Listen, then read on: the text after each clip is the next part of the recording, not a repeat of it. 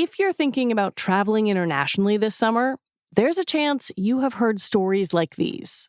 A real estate attorney, an American citizen returning from Canada, says that he was detained without explanation. In recent weeks, we've seen green card and visa holders being detained by the federal government.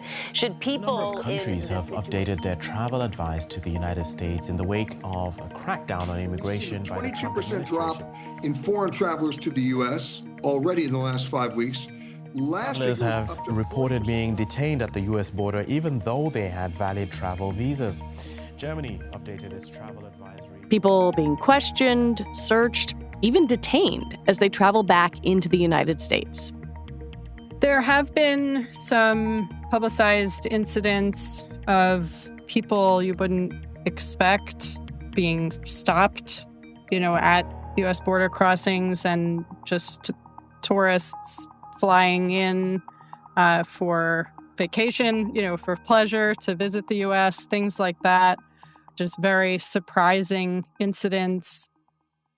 That's Lily Hay Newman, a senior writer for Wired who covers information security. And the thing about these incidents is that they don't necessarily end with a conversation. They go deeper to the heart of our digital lives, our phones. Just imagine the things your phone knows about you. Now imagine a Border Patrol agent reading your texts, looking at your Instagram, trying to understand that weird Slack joke you made with a coworker. Maybe they don't care, but there's a chance they do. We are in a time now where the U.S. presidential administration has said very, very, very clearly that they are doing an immigration crackdown and that they are scrutinizing everyone who enters the U.S. very closely. So today on the show, if you are traveling this summer, listen up. With Lily as our guide, we are going to teach you how to keep your phone and your digital life safe when you're crossing the border. I'm Lizzie O'Leary, and you're listening to What Next TBD, a show about technology, power, and how the future will be determined. Stick around.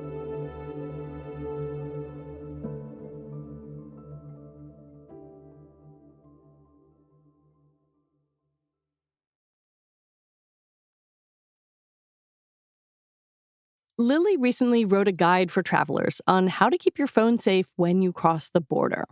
And that could mean a land border or getting off a plane in the United States.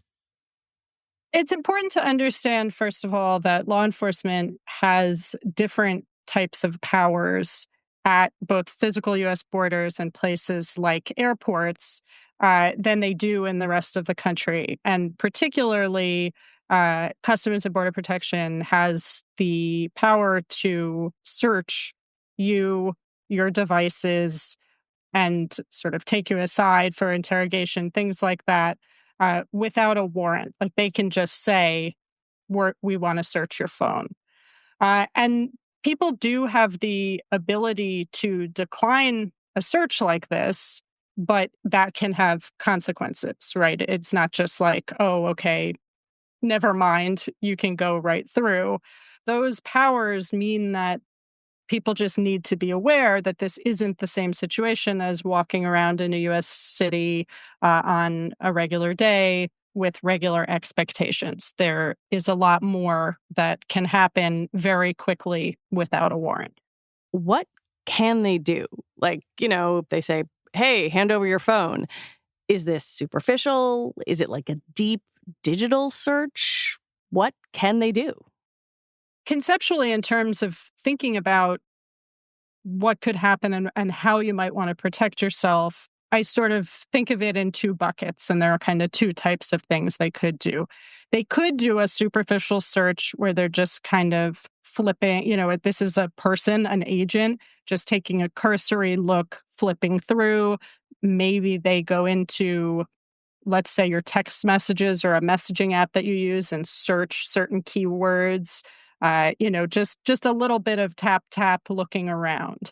But the other thing they could do is like a much more invasive, involved inspection of your device, offloading data, taking an entire image of your device, forensic assessments.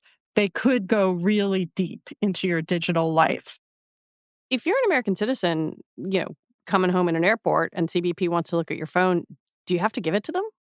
U.S. citizens and green card holders can decline a digital search, or a search of devices, and cannot be deported for doing so. But the fact is, it could arouse suspicion. It could lead to further detainment or interrogation, which is not to say that people, shouldn't be aware of that, right? If they're U.S. citizens or green card holders, it's just to speak realistically about, what that could entail if you do decline. And then U.S. visa holders or visitors can be deported or sent away, sent home to where they came from for declining a search. You talked a little bit about the physical versus deep dive digital searching. How much has the tech changed in terms of what CBP can do digitally? I would imagine that that's very different than it was even 5 or 10 years ago. Yeah, I would say that that's true. On the other hand, operating systems, that run on our phones, on laptops, have also gotten more sophisticated in terms of being locked down. Like, for example, if you say, I'm declining the search, I'm not going to unlock my phone for you, it's much harder for law enforcement to access your data anyway, like use tools to get around your phone's encryption and access your data than it used to be. Right. Famously, Apple's pretty hard to break into. Right. And so, there's always some chicken and egg going on. And I would say also there are kind of more options, and it's potentially a bit easier now than it used to be for people to take some proactive measures to protect their data so that it's not there to be discovered in a search. So there's sort of pros and cons, but certainly as all of this has kind of matured and just the concept of CBP searching devices at the border has been out there, and as they've been doing more and more of this, they've also honed their methods essentially and kind of streamlined the process. So yeah, I think you're totally correct, and people should be aware. We're going to get into some of those sort of privacy measures in a bit, but I'm curious whether, and I recognize this is a loaded question, whether we know what they're looking for, what gets you into trouble if there is a digital search of your phone. I definitely don't, want to say specifically and tell people here's the checklist or something, because Right. I don't know.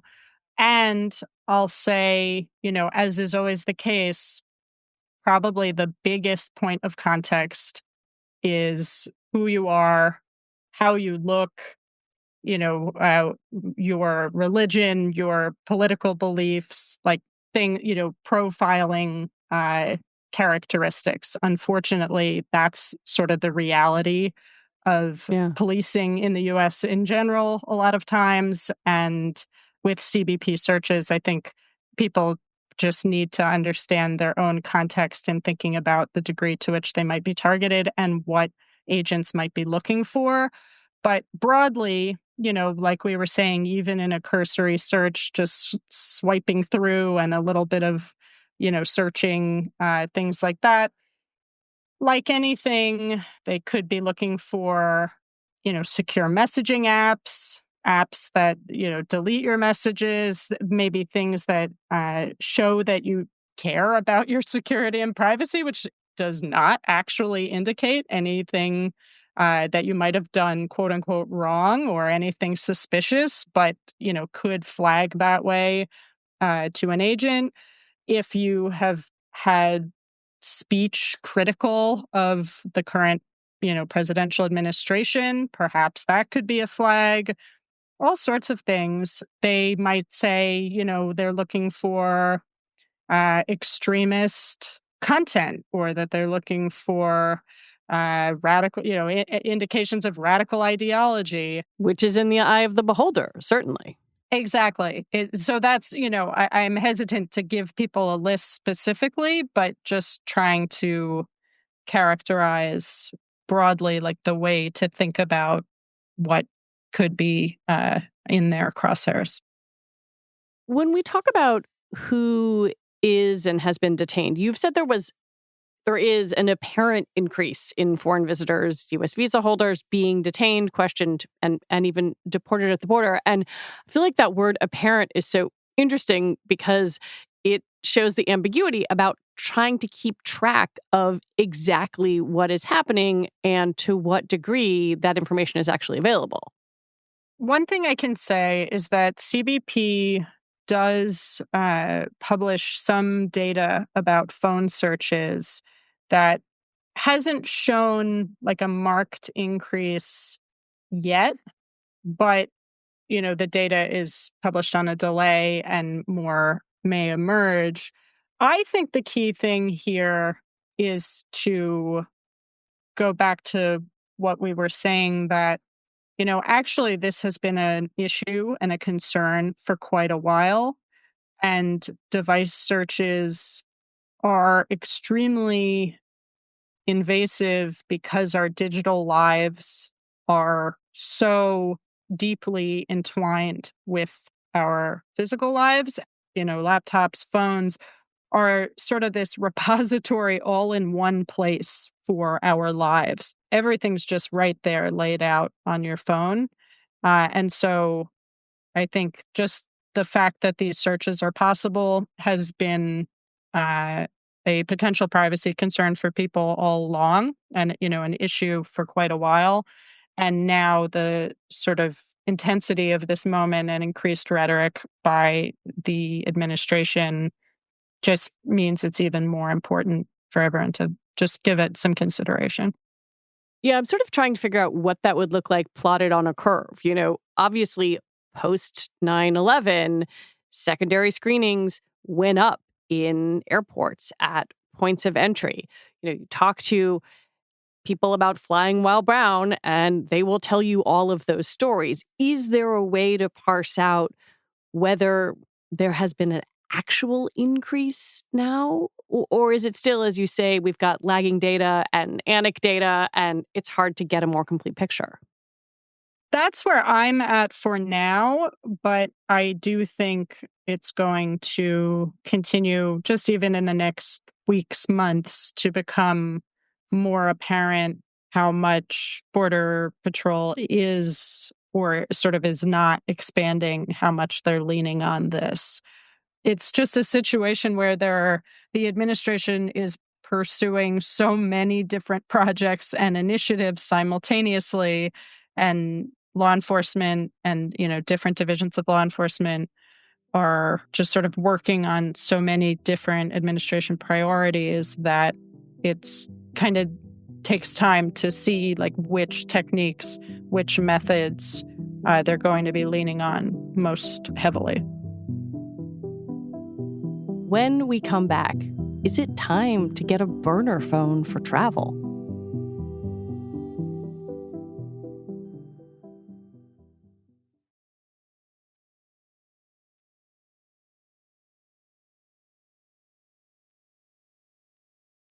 One way to keep authorities from looking at everything on your phone is to just not have it. Or rather, to have a backup device that you use just for travel.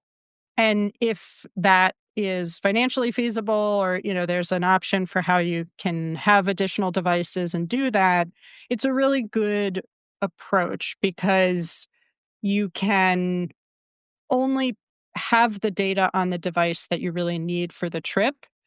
And it doesn't mean necessarily having nothing. Let's say you're going on a work trip and you want to have your work email on there, and you're like, well, my work email is my work email. I don't really talk about anything personal on there anyway. Yeah, that isn't necessarily a problem.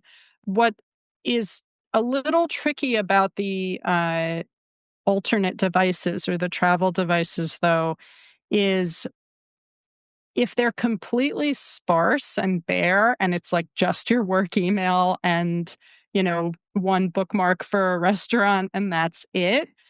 If someone were to do that cursory look that we were talking about, just a preliminary flip through of the phone, they would say, this isn't your phone. Like, this isn't your real device. Where's all your stuff? What's going on? Right. And that can arouse suspicion in itself. Oh, So, the man. one thing I know, the layers here. So, the one thing about having a travel device is taking a little bit of time to kind of seed the device.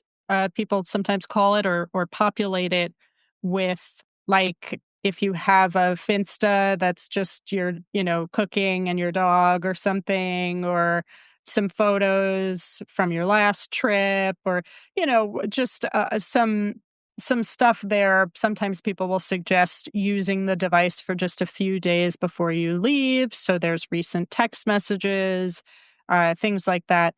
But that is something to consider, is like a true burner device that has no connection to anything in your own personal digital life is going to arouse a lot of suspicion, and a sort of half baked, like pretty empty, old iPhone is also going to potentially flag as like, well, is this really your device?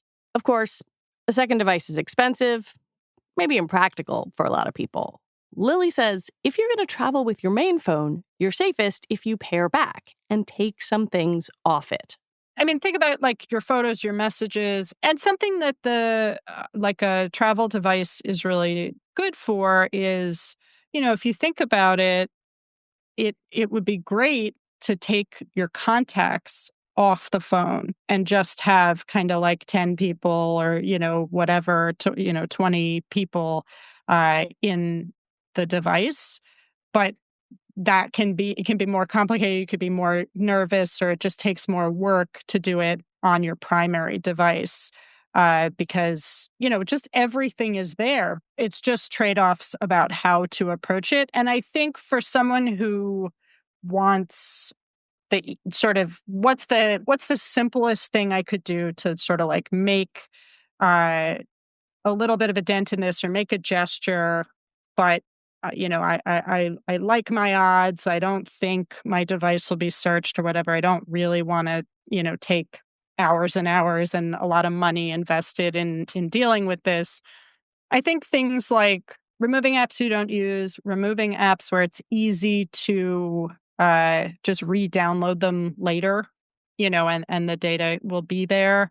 Things that they're not maybe storing things locally on the device, like any low-hanging fruit where you're like, oh yeah, I could get rid of that, or I don't even care, what's in there. And unlinking like extra social accounts, you could always log back in once you're back from the trip. I think those types of things, like just doing even a once-over, a quick pass, can really help. I am a journalist, so I tend to be on the more privacy-conscious side of things. My husband traveled out of the country not too long ago, and we had this conversation when he was getting ready to go, and he bristled at it. He kind of said, like, "What? I'm an American. I'm not going to comply in advance just because some CBP officer might want to look at my phone. Like, F you." And I thought, oh, actually, that's an interesting argument. I wouldn't think of it that way. I wonder how you hear that.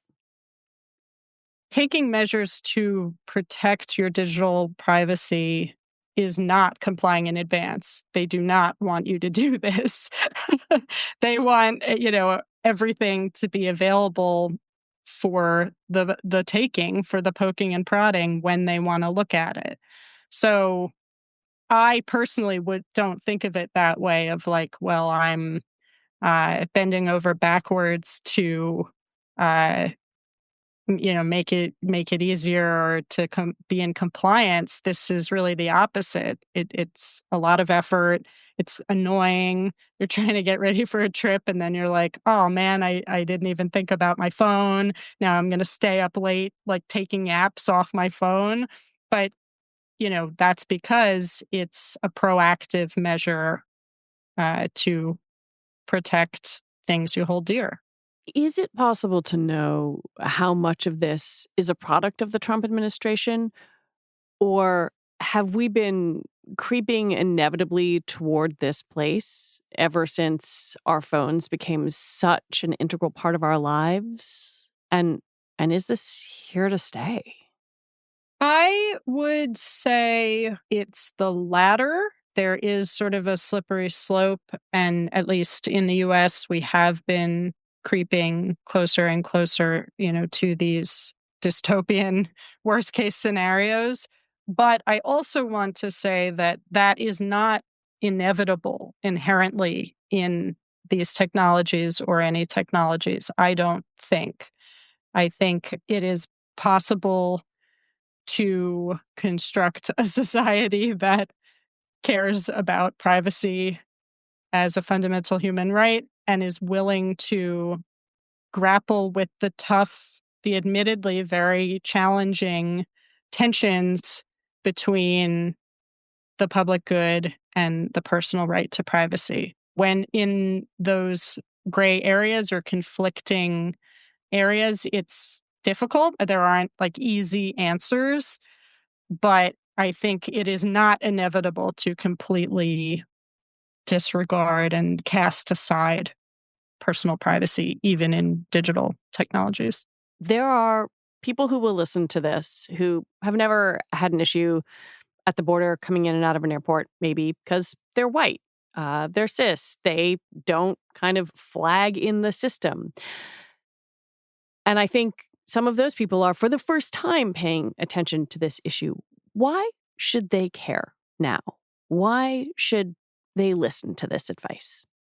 People often say in general about digital privacy, well, I have nothing to hide, right?